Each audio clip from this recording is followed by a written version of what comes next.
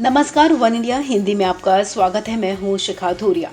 भारतीय अर्थव्यवस्था में अब सुधार नजर आ रहा है। हालांकि वित्त वर्ष 2021-22 की पहली तिमाही के मुकाबले दूसरी तिमाही में आर्थिक विकास दर काफी कम रही है। जुलाई से सितंबर की तिमाही में विकास दर 8.4% रही है, जबकि पहली तिमाही अप्रैल जून में 20.1% रही थी। हालांकि पिछले साल वित्तीय वर्ष की दूसरी तिमाही से तुलना करें तो ये काफी बेहतर है।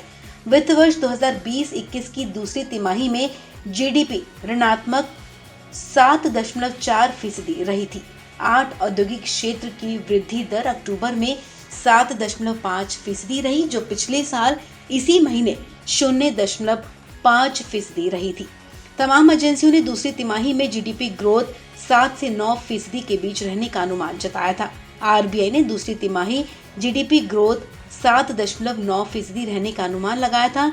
इंडिया रेटिंग्स ने दूसरी तिमाही में जीडीपी ग्रोथ 8.3% होने का अनुमान लगाया था।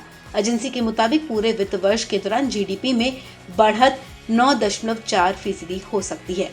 एचडीएफसी ने अर्थशास्त्रियों के बीच एक सर्वे किया था और उसमें 7 से 8% के बीच जीडीपी रहने का अनुमान लगाया गया था। हालांकि गोल्डमैन सॉक्स ने जीडीपी ग्रोथ 9.1% रहने का अनुमान जताया था। अर्थशास्त्रियों का अनुमान है कि वित्त वर्ष 2022 की तीसरी तिमाही में जीडीपी की रफ्तार और तेज होगी, क्योंकि वो त्योहारी सीजन में आती है और इसमें बेहतर औद्योगिक उत्पादन भी देखने को मिला है।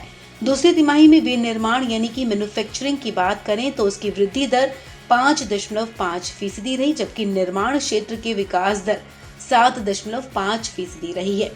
निजी क्षेत्र का उपभोग भी बढ़ा है, जिसे भी अर्थशास्त्री अच्छा संकेत मान रहे हैं। माइनिंग सेक्टर में वृद्धि दर 15.4% रही, जबकि इलेक्ट्रिसिटी, गैस, वाटर सप्लाई और अन्य यूटिलिटी सर्विसेज में ग्रोथ रेट 8.9% रही है। रिजर्व बैंक ने पूरे वित्त वर्ष 2021-22 में विकास दर 9.5% रहने की संभावना जताई है। 2 तिमाहियों के बेहतर नतीजे से ये लक्ष्य पाने की संभावना बढ़ गई है। आपको बता दें कि सरकार ने जीडीपी की दूसरी तिमाही के आंकड़े ऐसे वक्त पर जारी किए जब एक बार फिर कोरोना के नए वेरिएंट का खतरा दुनिया पर मंडरा रहा है। हालांकि डेल्टा वेरिएंट के कहर के बाद भारत में कोरोना के रोजाना के मामले अब 10,000 से भी कम रह गए हैं। इस खबर में फिलहाल इतना ही। तमाम अपडेट्स के लिए आप बने रहें वन इंडिया हिंदी के साथ।